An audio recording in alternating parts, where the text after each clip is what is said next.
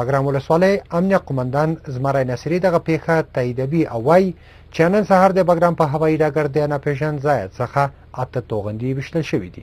نوموړي زیاته کړه چې دغه توغندي د هوایي ډګر ختیځ لور ته په 2 کیلومترۍ کې د خنجرخیلو له سیمې سره لګېدلي دي، خو چاته پکې ځاني زیان نه دی اوښتی. د امنیه قومندان نصري په وینا د یاد برید د وسلوالو مخالفینو له لورې ترسره شوی او امنیتي ځواکونه په سیمه کې د هغوی د نیولو هڅې پیل کړي دي.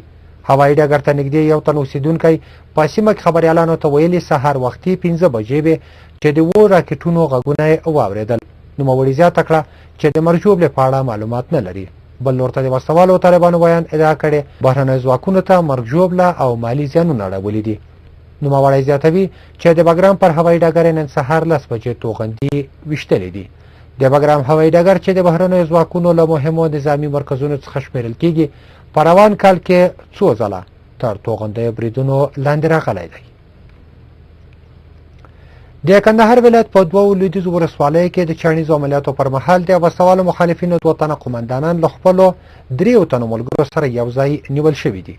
د کندهار ولایت په خبره شوې خبرپاڼه کې راغلي چې دغه عملیات 13 ورځ د ژړې ولسوالۍ په سنګسار او د پنجوایي ولسوالۍ په مرکز کې شوي دي، چې په پایله کې د امان الله او فدا محمد په نومونو د وسلوالو طالبانو د منځي کچې 2 قومندانان نیول شوي دي. خبرپاڼه کاږي چې له دې قومندانانو سره د هغوی 3 تنه ملګري هم یو ځای نیول شوي دي، چې ټول د نورو پلټنو لپاره په اړوندو برخو کې عدلي او قضایي ارګانونو ته سپارل شوي دي. د دې نیول شویو وسلوالو په تړاو تر اوسه کومې وسلوالې ډلې څه نه دي ویلي، خو وسلوالو طالبانو پرته له دې په کندهار کې د غلچکیو بریدونو او چاودنو په ترڅ کې د یو شمېر کسانو د وژلو ادعا کړې ده.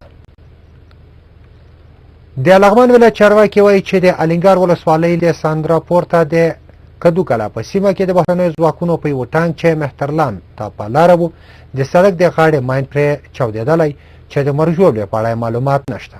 د الینګار ولسوال الف شاه خان په وینا چاودنه په یاده سیمه کې د بهرنیو ځواکونو په یو ټانک شاوخوا 8:30 بجې د سهار رامنځته شوې ده.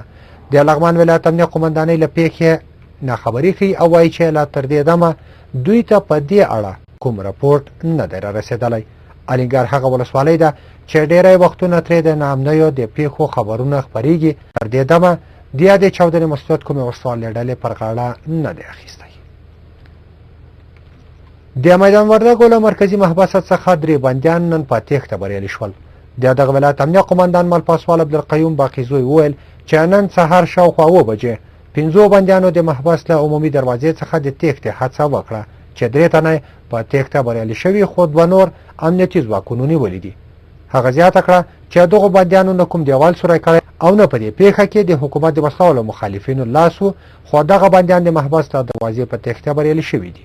د ویل چې تښتېدلي بندیان د سیمې خلک دي او دوی د نیولو هڅې پیل کړي دي، چې ژر به ونیول شي.